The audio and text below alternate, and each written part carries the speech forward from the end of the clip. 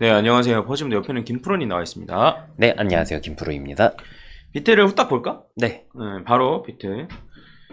일단은 내가 그린 퍼즐 각도선은 거의 딱 다, 정확하게 닿았죠. 네, 딱 닿았거든? 거의 나는 약간 좀 떨어져 있는 걸로 보이긴 하는데, 네, 그래도 이 정도면 잘 지지해줬다라고 볼 수 있을 것 같거든? 네, 그래서 사실 달라진 건 크게 없긴 해요. 네, 그래서 결국엔 이 퍼즐 각도선이 뚫리느냐 안 뚫리느냐. 네, 그러면 뚫리게 되면 좀 추가적으로 하락이 더 나올 수 있고, 그렇죠. 그 다음에 뭐 안 뚫리고 지지 받아주면 재차 올라가는 그런 거를 좀 생각을 해볼 수 있고, 그러니까 뭐 추세가 꺾였냐라고 물어보면은 아직은 안 음. 꺾였다라고 말할 수 있는 자리인 거죠. 그치. 그래서 파동 카운팅을 뭐 치자면 한 A, B, C? 야, 요런 느낌? 네, 요런 가능성이 좀 있어 보이고, 그 다음에 그 일본 볼린저 밴드를 봤을 때는 이제 요 위에서 버팅기다가 중심선 위에서 버팅기다가 여기 하단선을 터치하고 그렇죠. 그 다음에 하단선 터치한 다음에 중심선을 뚫고 올라갔다가 다시 떨어져서 저점을 갱신 약간 요런 상황이거든. 그렇죠. 이게 언제랑 똑같냐면 요때랑 똑같은데 하나도 안 똑같은데 라고 생각하실 수 있는데 이거를 이제 일본 볼린저 밴드가 아니고 주봉 20주 이동 평균선이 중심선인 볼린저 밴드로 보면 요 위에서 버팅기다가 하단선 터치한 다음에 요 위로 올라왔다가 저점 갱신. 네, 그런 다음에 이렇게 올라갔단 말이에요. 그래서 이런 상황과 지금 비슷하다. 뭐 이렇게 비슷하니까 이렇게 무조건 된다 이런 건 아니고 네, 어쨌든 추세가 이제 변경될 때, 그러니까 이렇게 나는 그 생각을 많이 했거든. 지금 요 상황 자체가 작년에서의 요 하락 횡보의 축소판 같은 느낌이 많이 들었단 말이야.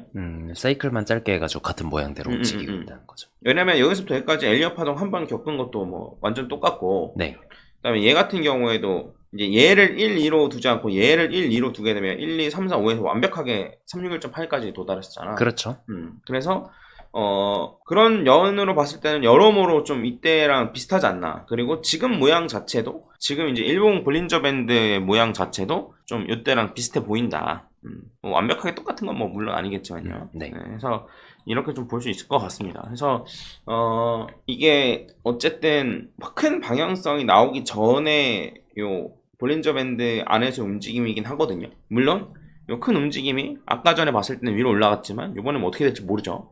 근데 어쨌든 좀 큰 움직임이 나오기 전에 움직임 네. 모양이라고 좀 보시면 될 것 같고, 여기서부터 치면은 이제 어쨌든 좀 하락을 하고 있기 때문에 요 이동평균선이 살짝 아래로 꺾였지만 요때도 보시면 아시겠지만 좀 큰 상관 없다.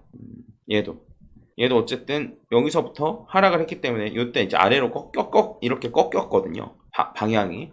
네, 보면 나오죠. 그래서 크게 걱정할 필요까지는 없을 것 같다. 그리고 이제 추가적으로 조금만 더 얘기하면 요 하락 파동 카운팅이 애매해서 너도 이게 애매해서잖아 사실. 그렇죠. 아무래도. 근데 보면 그냥 얘를 1, 2로 하면 그냥 뭐 5번 슈팅 될 만큼 됐다 정도로 볼 수도 네, 있지 않을까. 물론 요거는 신뢰도가 굉장히 낮아요. 15분 봉이기도 하고 틀릴 가능성이 다분한데 뭐 이런 걸로 치면은 충분히 하락을 찍었다고도 볼 수 있지 않을까. 네. 근데 상승적인 관점에서 얘기를 많이 한 게 결과적으로는 요 퍼즈 각도선을 시켜줬기 때문인데, 근데 요 퍼즈 각도선이 뚫리고 나면 추가적인 하락도 분명 염두는 해둬야 된다. 네. 요 정도로 말할 수 있을 것 같아요. 덧붙일 얘기 혹시 있을까? 아니요. 일단은 어제 하락 때문에 뭐 제가 기존에 봤던 요 1파 이렇게 1파를 보는 그건 없어요. 네, 그 관점은 사실상 없어졌다고 봐야 될 것 같아요. 음. 근데 문제는 아직은 원화 기준으로도 아이고. 저점까지는 전혀 못 내려갔다는 게 조금 사람을 헷갈리게 만드는 부분인 거고요. 네, 그것만 아니라면은 사실상 지금은 조금 뭐 퍼즐 각도선이 지켜지면은 크게 문제는 없지만 뭐 퍼즐 각도선을 뚫고 떨어진다면은 추가 하락이 어느 정도는 더 있을 것도 감안은 해야 된다는 저게 거죠. 78,000, 361.8이 78,000 정도인가? 네, 그렇죠. 거기까지도 한번 하락을 생각해봐야 된다. 네, 78,000까지 떨어지면 사실 그래도 이제 지켜주는 거라서, 그러니까 네. 고점을 지켜주는 거라서. 그렇죠. 여기 네. 있는 큰 고점 있죠, 여기 있는 큰 고점을 여기를 지켜주는 거라서. 그래서 이제 파동으로 치고 올라가는 데 문제가 없긴 한데, 네.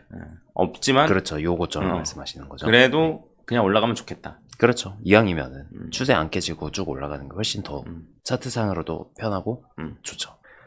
그러면 네. 그 사실 한 7만 정도만 사실 지켜주면 7만 정도만 지켜주면 그냥 요런 식으로 파동 카운팅 하는 건 무리가 없어지거든요. 얘를 이제 1, 2로 하고 추가적으로 이렇게 올라가면 얘가 161.8이에요. 그렇죠. 거의 161.8까지 갔단 말이에요, 얘가. 네. 1, 2, 3, 4, 추가적으로 5 이렇게 가는 거예요. 쉽게 말하면 7만만 안 깨진다고 치면. 네. 그래서 크게 문제는 없어요. 근데 조금 더 올라간 다음에 조정받길 바랬었죠. 그렇죠. 네, 해서 뭐 어쨌든 이렇게 떨어지려면 일단 퍼즈 각도선부터 뚫려야 된다. 요거 염두에 두시고 네. 어제는 그러니까 오늘 새벽인가? 어제 저녁 하락 자체는 어제 저녁부터 있었으니까 어제 오늘 합쳐서 이틀간이라고 봐요. 그러네 11시 정도가 최저점이네. 11시 12시 이때가 최저점. 아무튼 어제 있었던 하락 같은 경우에는 지켜줬지만 네. 계속 지켜준다라는 요 보장은 보장은 없죠. 없어요. 네. 네. 근데 이제 요 조정도 조정이 끝이라면 그러면 여기서 지지받고 올라갈 가능성이 높아진다. 그냥 그 그렇죠. 정도로만 이해하시면 될 것 같습니다. 끝. 네. 네, 이 정도로 하고 네. 내일은 이제 아주 아나운서님이랑 라이브로 네. 돌아오도록 하겠습니다. 내일은 CME 갭에 대해서 얘기할 거예요. CME 갭. 네, 재밌겠죠? 그래서 네. 그 챗GPT한테 설득을 좀 많이 당하셨다고 하셨잖아요. 근데 설득은 당했는데 네. 근데 이제 그러니까 약간 자승자박 네. 나의 논리에 내가 이제 당하게 되는 약간 그런 느낌인 것일 뿐. 근데 이제 기본적인 요 CME 갭에 대해서는 뭐 생각이 변한 건 없지. 네. 그러니까 결국에는 요 매매 전략으로서 매매 전략을 세우는데 과연 유용하냐? 네. 그걸 활용한 매매 전략을 세울 수 있냐의 관점으로 봐야 되는 거니까. 그렇죠. 자세한 건 내일 다루도록 하겠습니다. 네, 이상 마치겠습니다. 감사합니다. 네, 감사합니다. 김프로였습니다.